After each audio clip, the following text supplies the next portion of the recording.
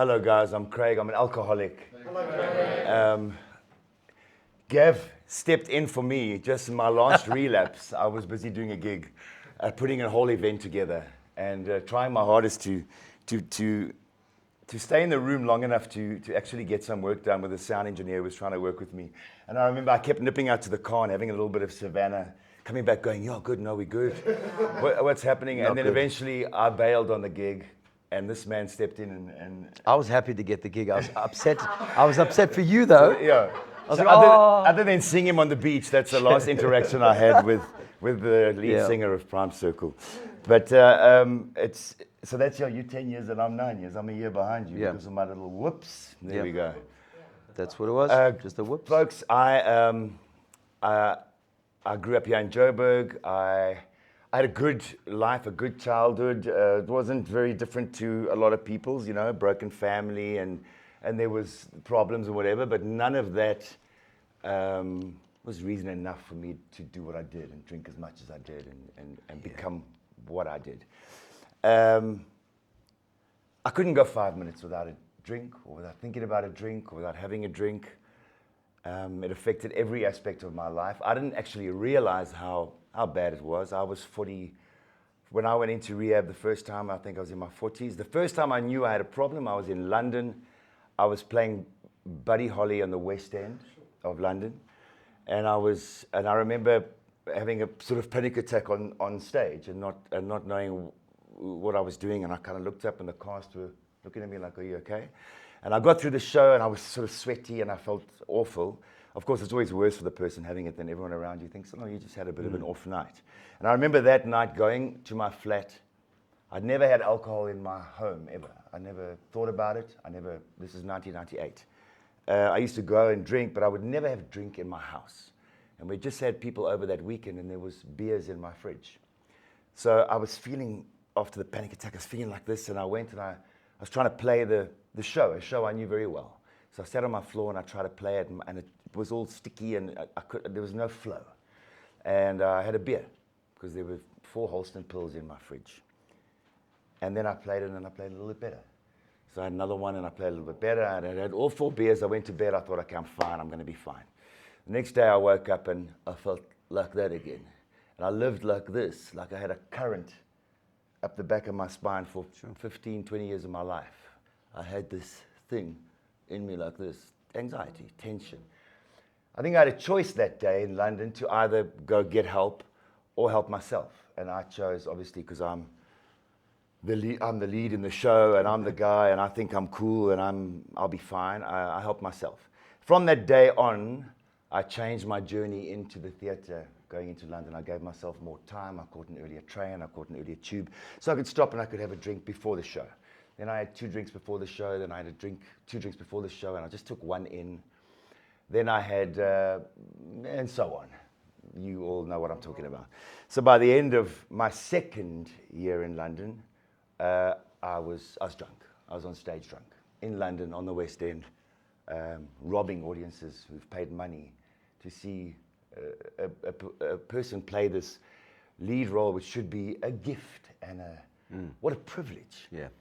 And I was so overcome with fear and anxiety and I was just so within myself. It was all about self-absorption that I was going out there drunk because it's the only way that I could do it. That was 1998. That's in London. I only went into rehab in 2014, I think. 2014. I'm asking my mom. She's here. She arrested me and sent me in there. Because still then, even after all the consequences and everything that had happened in my life, I still didn't think that I was that bad. Yeah.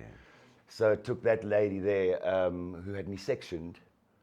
They came and I never ever saw my neighbors in my complex until the day I was arrested. They were all outside. I remember coming out and going, "Oh, you live in 17. Oh, you live in this is not what it looks like." And they put me in the back of I told you that kind of problem. Yeah. Told you to Put me in the back of the van, took me to the courthouse, and I was still kind of smiling at the side of my mouth, thinking, rock and roll. I couldn't believe that. I remember when they came and put the summons in through the door, I said, I can't believe she did this. And when I looked down my passage and saw 2 policemen standing there, I was like, I can't believe she did this. I'm going. So when I've talked over the years, I've always said that my mother gave me life twice. Nice. She had me and then she saved me. But she had to save me more than twice because I did relapse a couple of times. I wanted to just make sure that I had a problem. Check it out. Yeah. So I'm sitting here 9 years, very grateful. The people that had a lot to say about me when I was bad, the people that I thought, the judgmental eyes, I'm worried about what this one thinks, are the people that today have forgotten to the point that they go, Craig, do you want something? They don't remember. These journeys are ours. Yeah, 100%. And we share it here with our people. We are like-minded people. We are people who suffer from the same. We're in the same situation at different stages of it, be it on the downward spiral or be it in recovery. But this is where people care. This is where people remember. This is where what we say matters. This is where what other people say matters here. Yeah. Not out there. I'm responsible for my recovery. I've got to do whatever it takes to stay sober. And to have places like this, I know men who walked off the street drunk into an AA meeting and never went into a rehab. To go into a rehab is a privilege. It's incredible. To have that, be afforded this is amazing. In a place like this, I mean, the people here have lived it. They've been in this situation. They've lived this situation. They care about the people that come in here. Support. And they've researched it. That Marius has researched and researched and researched. He knows everything there is to know about this, about addiction and alcoholism. And you're in a good place. If, heaven forbid, I were to have any kind of trouble, I'd be back here in a second. I'd be here. Marius became the sort of face and my person in recovery, but he was a lot meaner then. Yes, he was terrible. And maybe that's what I needed. I responded to a kind of tough approach. I responded to Marius because I got a daughter. It was her matric dance 2 nights ago. And I was the father that fetched everybody at 3:30 a.m. Awesome, huh? And if I tell you guys that,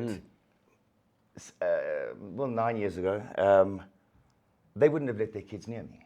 They would have been like, I think he's, it was never blatant. And I had the court cases and I had you can't see your child. I had all that stuff, but it was never directly, as far as I was concerned, because of my drinking, but it certainly didn't help. I was lucky because I didn't have the direct thing was, okay, you're drunk and you hurt the child, but it was coming. It would have got there. I woke up many nights thinking, I can't believe I'm alive, because I would wake up and think, I'm sure I had a silver BMW 330 M series. I mean, really driving it, and I'm sure I touched the railing last night, and I'd go look at my car, and it happened. I mean, it's unbelievable. I drove once with my daughter, she fell out the car seat. And in rehab, Marius said to me, write 60 stories, consequence stories. And I said to him, I don't really have that many. I said, I'm here more because I got sick. I had jaundice and I was yellow. I was swollen. I haven't had a lot of consequences. I could write 5 million for you now. And I still, 9 years in, every day go, oh shit, oh yeah. And I remember and saying that and actually believing that. I thought, I haven't had direct consequences of how bad I was. But boy, I do. And as I say, I could write millions. But I've had an incredible 9 years. When it says that the gifts of recovery, and if you just go one day at a time and you just do this, how the rest takes care of itself, I'm testament to that. I reinvented my career. I've had a lot of luck. I've had a lot of gifts, and the people that have employed me don't look at me and see that anymore. They don't, because so much has taken me so far from that. And I'm so grateful to those people because a lot of them took a gamble on me. The first job I did was in 2014, coming out of, which is my last relapse. 2014, Marius came with me to meet the producer, and the producer said, yes, I've dealt with a lot of guys who've been, a lot of alcoholics. Okay, is Craig going to be okay? It was to play Captain Hook in a pantomime. And I remember thinking, no, I'm going to be fine. And I knew I was going to be fine. And I was fine for a while, but then I did relapse after that. But these people now in my industry, they don't look at Craig and see a drunk. Some of them are still aware of it, but they see a person that has done the work, that has had a spiritual awakening, whatever you want to call it, that has had help, received help, taken suggestions, listened to those suggestions, not always thought that I know best. That's what got me into a lot of trouble.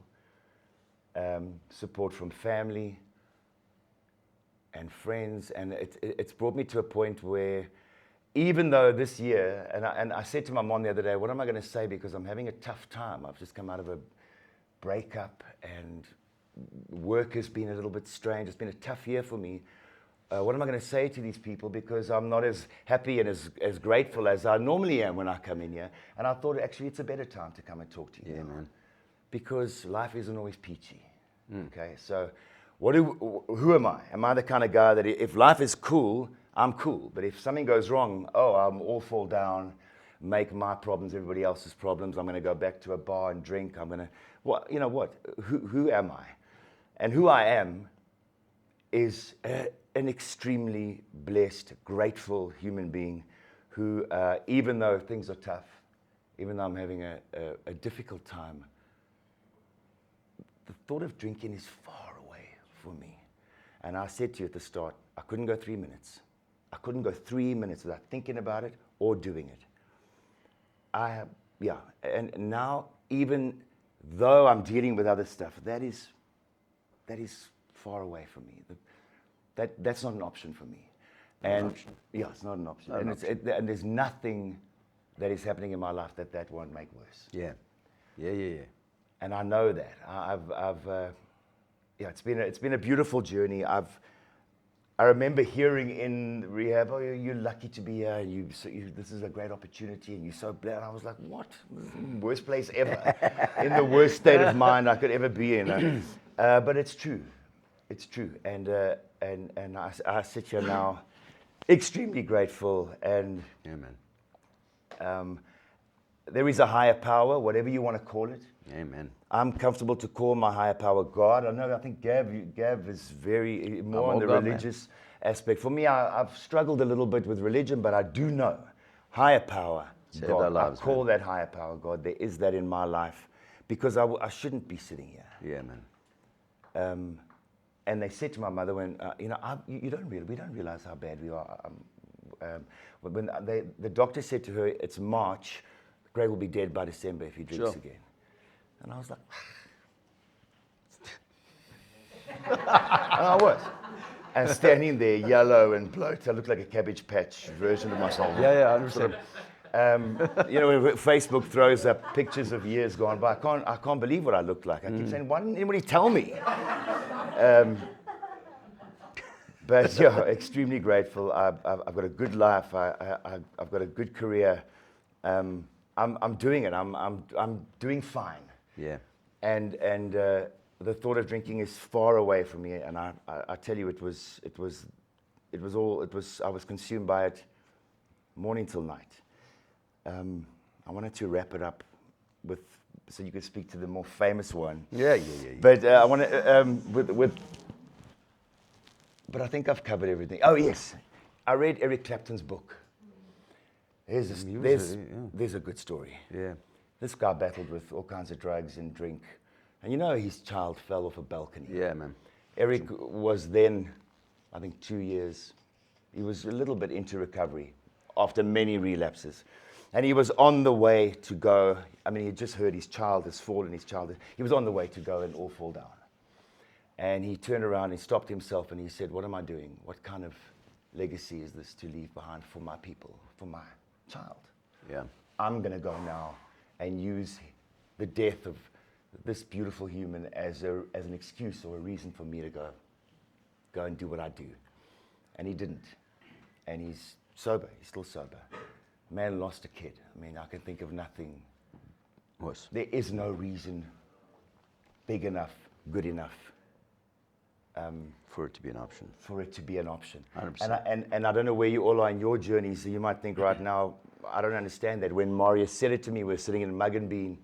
He said, "Why do you think we're here, Craig?" And I said, "Well, to talk about me and sobriety." And he said, "We're here so we can give you the tools. We've got to give you the ways to cope so that if, heaven forbid, something happens in your life, a breakup, your daughter, something, that's not your go-to.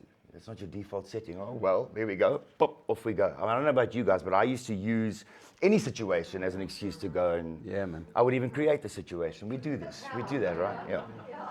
We lie. We lie. Marius said, I said to you, I responded to the tough love. He looked at me in Houghton House and said to me, "Craig, do you love your child?" And I said, "Of course." Geez, like, what are you talking about? And he said, "Not enough." He said, "You're arrogant. You're a liar. You're a cheat. You've hurt everybody around you. And you strut around. Everyone's on eggshells." And I went, like, no one talks to me like that. And then I was like, he's right.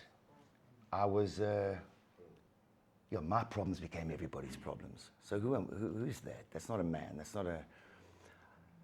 I'm a much better version of myself. My life is infinitely better. My career, spiritually. Thank you for saving me thrice. And Marius, thank you. And this place, guys, you're in the place you're supposed to be in. Don't fight. Don't struggle. Go with it. Listen to the suggestions. Take the suggestions and go just one day at a time. Just for today. It sounded so stupid to me when I was in there. I promise you, if you just do that, the rest kind of takes care of itself. Thank you. Thank you. Nice, bro. I wasn't long, I wasn't long.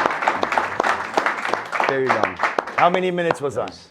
Very long. Less than 20. Very long. No kidding. Like- That was like it. That was nice. Yeah. Thank you. So hi, I'm Gavin Edwards, and I'm a recovering alcoholic and a drug addict. I was very professional in both fields, very good at it. So I started music when I was younger, in church actually. So that, like you were saying, your life, there was nothing really, nothing that, it was like a normal life. Yeah. I sometimes look back and I go, something should have happened for me to have turned out the way that I turned out. But a normal life, but Dad was in the army, my mom worked for Jesus, and Dad didn't really come home a lot, but we were all fine. We went on family vacations, all of that. So growing up, I don't see these things that somehow point to where it all ended up, but I know once I started getting into music, I based everything around the Doors. I don't know if anyone's watched the... Yeah. So I wanted to be Jim Morrison. I wanted to be that rock and roll guy with the drinking and the drugs and the leather pantses. And he dies at the end though, at 27. So I didn't watch that part. So it was like a terrible role model to choose, you know. So then starting the band and we used to play a lot. I mean, it ended up where we were playing in Sun City. That's where I met George. And it would be 6 nights a week of drinking, playing music, getting up on stage, acting like a rock star, hungover the next day, and so on it began. So for me, my whole career in singing was drunk. And I never wanted to be a singer. I actually wanted to be the drummer. And somehow I had the least worst voice in the group. The least worst. Right? So they made me the singer, and I just sort of was like, I don't know what I'm doing. I don't know why I'm in this role.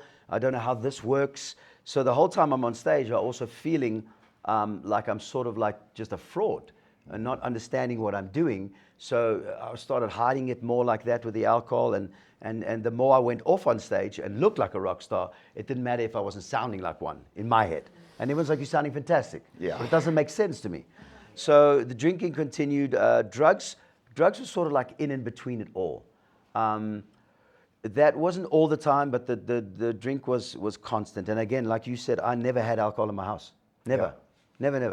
And so where it really got bad is when I went overseas to Ireland. I moved over. We got spotted in Sun City by Brian McFadden, who sings for Westlife. Saw us. He says amazing, and he flew us over to Ireland. That's it. We're going to be like you too. So that was life. Life was like this functional amazingness. There we are over with Brian. He's got Ferraris, big houses. We're hanging out with meeting Bono, Tom Jones, dinner with Russell Crowe, like incredible stuff. While that's happening, he's setting up meetings for me to meet record labels and all of this. But the whole time, I think I had self-sabotage. I would end up getting drunk the night before a big performance, the night before the audition, so that come the time to be prepared for it, I'm unprepared. So that was happening, and God love Brian, like he's still a great mate of mine, and he really tried hard. But I know now that I wasn't prepared enough for him to have passed me on to someone else.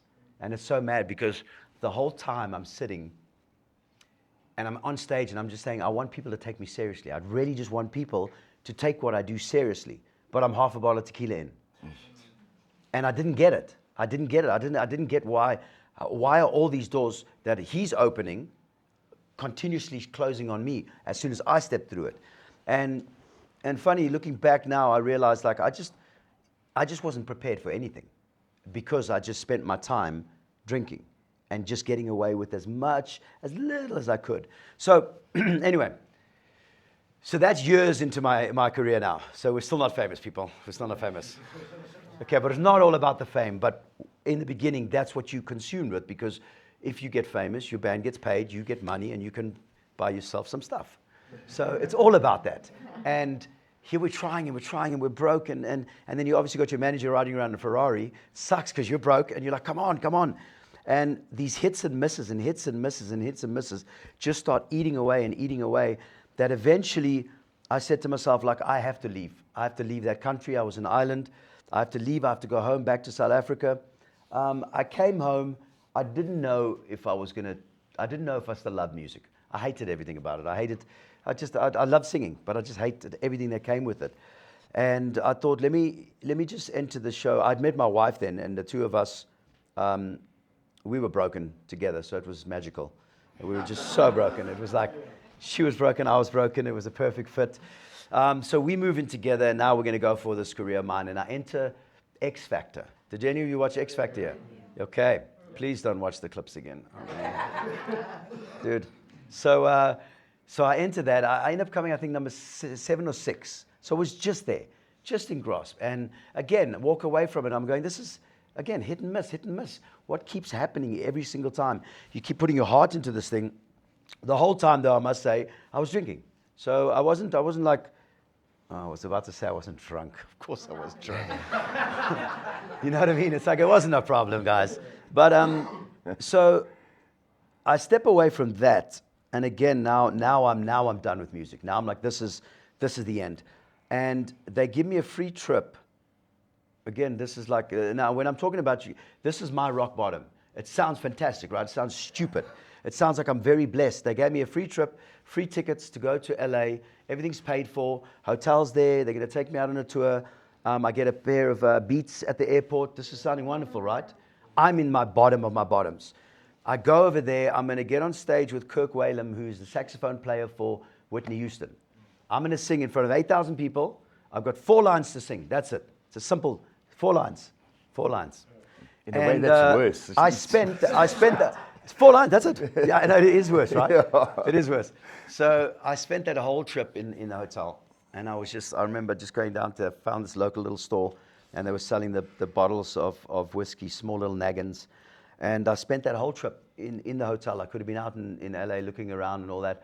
So come the show day, I got my 4 lines printed out, and I put on the stage at soundcheck. So I sing it, and it's fantastic. I get on stage that night. 8,000 people are there, and as I walk on halfway through the show, I look down. It's gone. Gone. Now, Craig and I have sung long enough that we can make things up on the spot, right? I couldn't, not this night. I literally went like that. I promise you, it was the worst in my life. So now I'm standing in front of 8,000 people, highly embarrassed. I get off stage. Unable to learn 4 lines. It's 4 lines. And I wasn't even that drunk. I've been drunk on stages before where I could sing and do that. This had to have happened. And it had to have happened in front of all those people. And then I stood on the side of the stage, and as Kirk came off, very religious man, and I was looking at him, and I was saying to him, like, my lyrics weren't on stage yet, and I thought, cool, he's going to give me a hug now and say, no one noticed. Everything's going to be okay. And he was like, yeah, well, that was your job. You should have taken care of it. And he walks off. So I go back to the hotel room. I'm angry. I'm angry at him. I'm thinking, that's not nice. That's not a kind thing to say. I go buy some more alcohol, and then I drown. And that night, that's the night that I figured out this can't continue, because this is about to take the only thing that I actually do love. It's turned me against it. It's made me hate the one thing that I love to do. It's made me hate. I walked into the Grammy Museum the next day. I bought a book. I was going to start writing songs. I got home, told my wife, put my headphones on, played James Bay, Let It Go, and on repeat, and I just started writing a manifesto that was 16 pages later, starting with Get Sober.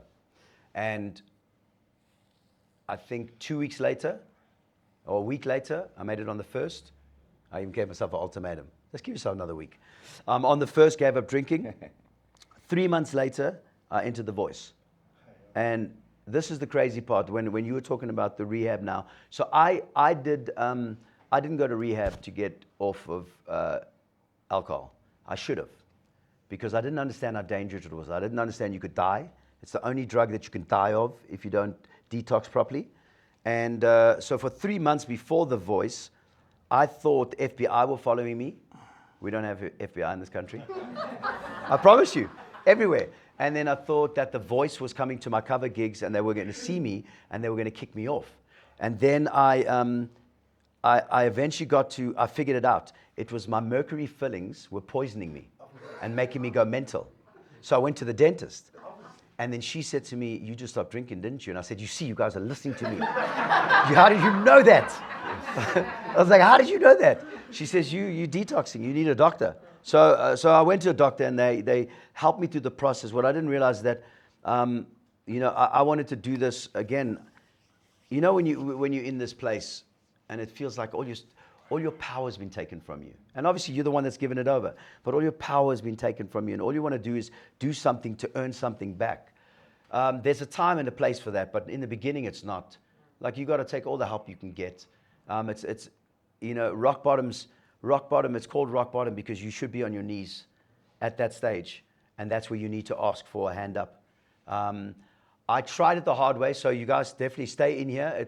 This helps through that process to have that type of support. Mentally, it helps. You don't want to be at the dentist, followed by the FBI. And I'll tell you this. I met another guy who had the same story. He ended up at the ENT, right? And he's sitting there, and the ENT is looking in his mouth. And he's saying something's wrong. And the guy writes down a thing on the paper, gives it to him. He goes off, and he phones his number, and it's a rehab clinic. So he goes back. He goes, why'd you send me to a rehab clinic? He goes, dude, there's nothing wrong with you. Your mouth was stained red from wine. You're so drunk. You're sitting in my chair saying something's wrong with me. So yeah, anyway. So where we at? So now I enter The Voice. All cameras are on. So I'm now Anxiety City. FBI is there. Everyone. Alles. And now the whole South Africa's got to see. But in that moment, I'd just given up drinking, and all this was happening. But the one most important thing that I realized is that I have to verbalize this to everybody I know. Everybody. Like, my dad still came up to me and he said to me, are you sure that you want to say on national TV that you're an alcoholic? Do you want to use those words? Don't you just want to say, you have a slight drinking problem? And I was like, Dad, I said, I need you to know I'm an alcoholic. I said, that's how bad this is. I need everyone to know. I need my family to know. I need my wife to know. I need the country to know that this isn't a joke. This is bad. If I play it off and say I have a slight problem, you have to be very honest with yourself, the people around you. When you get out of here as well, be very honest. Tell people straight up. Like, people come to me and they go, would you like a drink? No, I'm good. No, and I have one. I was an alcoholic. And I've said, be very serious about it, because people will play tricks with you this whole time. So be very strong in that conviction on when you leave this place, do not be ashamed of what you are, what you've gone through. This is just this season. Your label is only this season, because your new label is then ex-addict. And your new label then is 10 years haven't touched anything in 20 years. So right now, own it. Wear it like a badge. Be proud of it. Because once you've made that choice to come here and give this up, be proud of that. Don't think about the past. The past is there. The past is there to learn from, not to live in. Okay? So be very, very proud of what you guys are doing. Okay? Give yourselves a round of applause for that. So then the voice happens, and we're now going to go to another addiction. Wait for it. So the night of the finals, right? It was so close. Everyone's like, "You're going to win. You got this. You got this. You're going to win this. You're going to win this. You're going to win this." And something, I just felt something. I felt something was not right. Something wasn't right. And as we're standing on that stage, I remember Richard turns to me, and it's between the two of us, and he turns to me and he goes, "Congratulations." I was like, "For what?" He's like, "You won this." I said, No, we don't know. Just wait. And the presenter calls out, "The votes have crashed." And I was like, there's something. And in that moment, all the voting crashed. They went to the week before, and Richard sang so well the week before, and his votes then won him the whole show. So as I'm standing there, my whole family, I can see them, they're devastated. But I've got this peace about me. And I couldn't understand why I got this peace for something that I wanted. I wanted to win it. I wanted the money. I wanted the prize. I wanted no, I didn't want the money. I didn't want anything. Actually, I needed the money. Hold on, let me tell you. Okay, so the last week, what no one sees, right, because they see us on stage, is the last week we're rehearsing for that final. The prize money is $200,000. I get a phone call. Now, I've been in a hotel for 3 months. I had to leave my pregnant wife at home, right, sending her a little bit of money here and there. I'm sneaking off to do cover gigs at night. I wasn't allowed to make some money and so on. And so they phone me and they go, "Listen, you haven't paid your rent in 2 months." I said, yeah, I'm in a hotel. No, it doesn't sound like that. I'm in The Voice. They go, "What? Who?" I said, "It's Gavin." They go, "What? We're voting for you." So I was like, cool. I was like, "On Sunday, I'm going to win 200,000. Well, I'm going to try. So then if I get the 200, I'll pay you off and then we're cool." He goes, "Dude, that sounds fantastic. I think you're going to win it." He phoned me on Monday. He phoned me on the Monday. He was like, so you didn't get it, huh? Yeah. Right. So about that eviction. So I left the Voice Hotel after this 1 year process. Went home to my pregnant wife, and we packed our boxes and got kicked out of our house. So it was insane. So what no one knew then, and what I didn't know, is that what God was saving me from was that 200,000. If it went into my bank account, I'd be dead right now. I still had a drug problem. So I was 100% not a drinker. And then I was hiding this other addiction. And it's funny, I'll tell you all why I think the process happened like that for me. So anyway, so there was the drug problem that I had. And so not getting that money made me work harder. But I still was on the road doing a lot of gigs and a lot of drugs, and spending a lot of money and a lot of lies to my wife. And it was funny because I didn't have to lie to people about drinking. We were rock stars. We were allowed to drink. This time I had to lie, and this was a different type of thing I was getting myself into. And eventually, my wife caught me. I think I was speeding back from Bloemfontein. I had an idea in Bloemfontein. I couldn't sleep because I'd done so much drugs, that if I drive all the way to Joburg, get some more, and then drive back to Bloemfontein to get on radio at 6 in the morning, it'll be a good idea. Yeah, at the time it was a very good plan. So I was speeding in the car, and it came up on like an alert thing. So my wife approached me, and she was like, "Listen, we've done this before with the alcohol. I can't do this. Our little boy, we can't do this. He doesn't deserve this, especially not with drugs." So that day I had to make a choice, and this is what I'd love to talk to you guys about, is choices. I didn't understand the ripple effect that every single choice of mine was making. I thought that I was just trying in life, just getting on stage, singing, doing the best that I possibly could do. But all these different choices that I was making was having ripple effects. And these ripple effects, some can be massive, some can be small. And I want to tell you about the one ripple effect. In that moment, my wife said to me, "You have to choose now, the drugs or us." And what I didn't get at the time is that I thought I was choosing my wife and my son. And I was saying no to the drugs.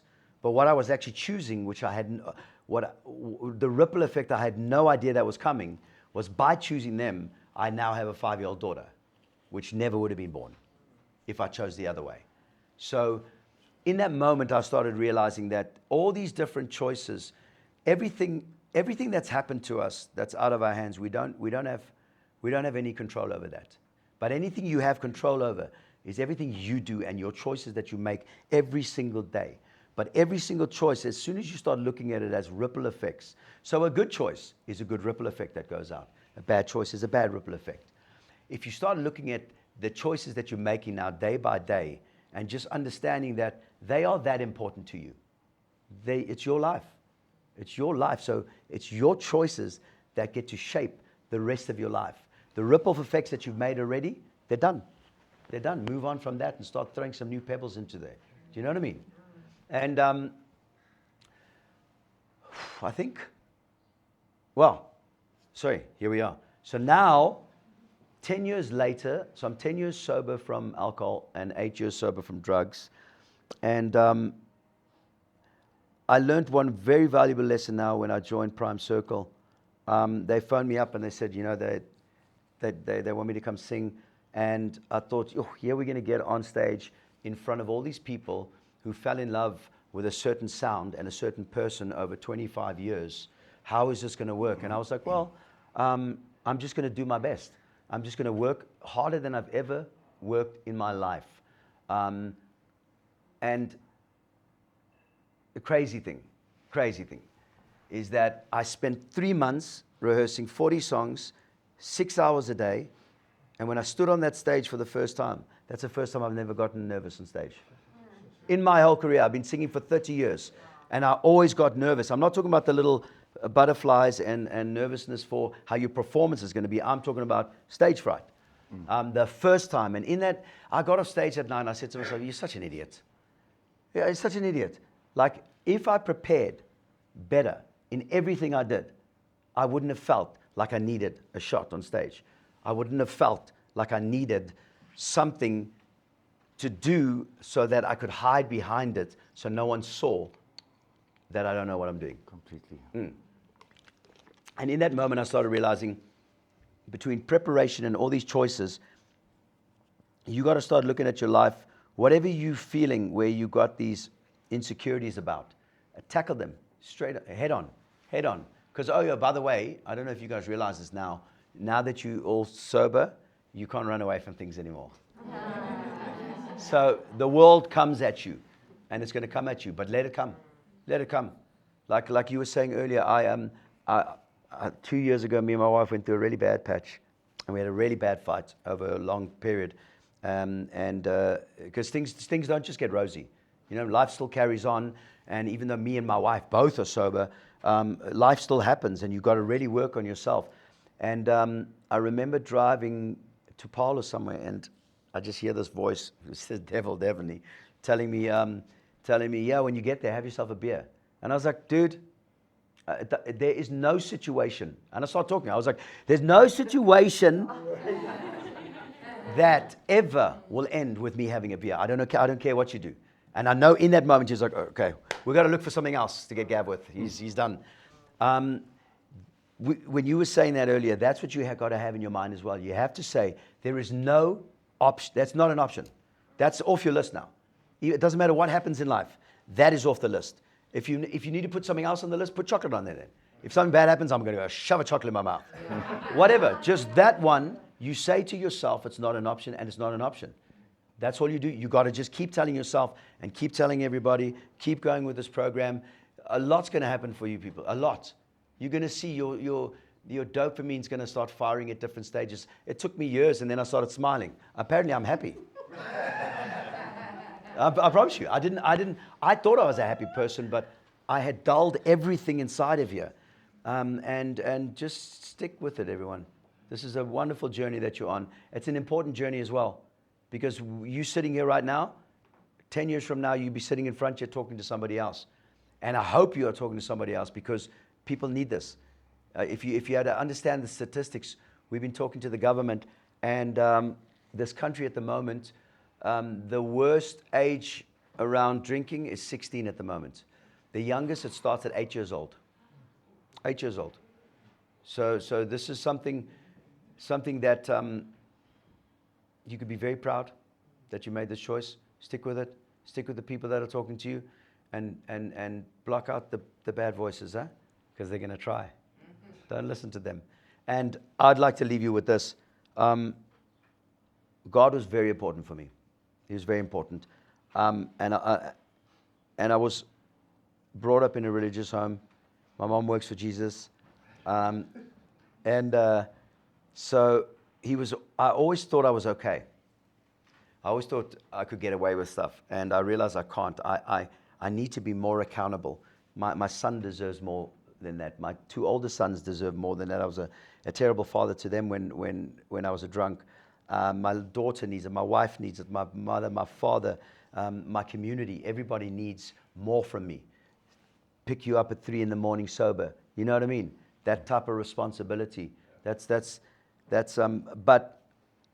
why I want to end with God is it all began with Him for me.